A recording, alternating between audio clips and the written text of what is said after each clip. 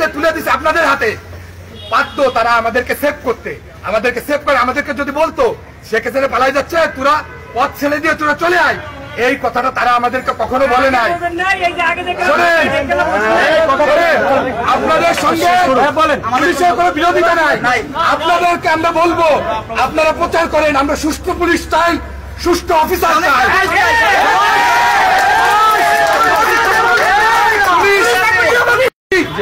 IG তো পারত, তার ছেলে মেয়েদেরকে আমাদেরকে কালকে আমাদেরকে সংরক্ষণ করতে পারতো না? অবশ্যই।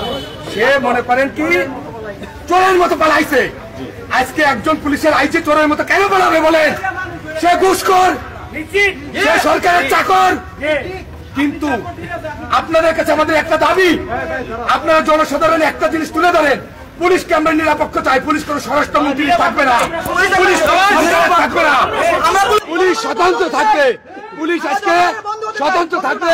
আমরা জনগণের বন্ধু হতে চাই, জনগণের সঙ্গে আমরা কাজ করতে চাই। আমাদের ভিতরে আমাদের ভাইদের যে লাশ, আমরা এটা নিতে পারছি না। আপনারা যারা সাংবাদিক ভাইরা আছেন শোনেন, আমার এখানে শত শত লাশ, শত শত আমার ভাইয়ের লাশ। আপনাদেরকে আমি বলি, আপনারা কিছুক্ষণ পরে ভিতরে আসবেন, আপনাদেরকে আমরা ডাকবো।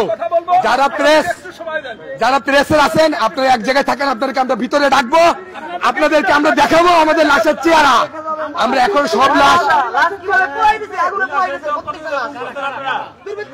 আমার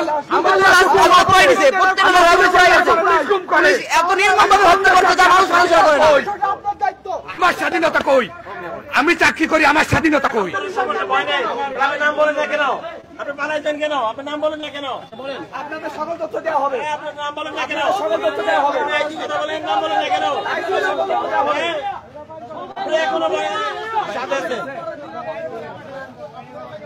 এই জয়েন হইব না, পুটলা লিয়া ধরা পড়ে 2 লাখ দিয়া লাগবে বেটা।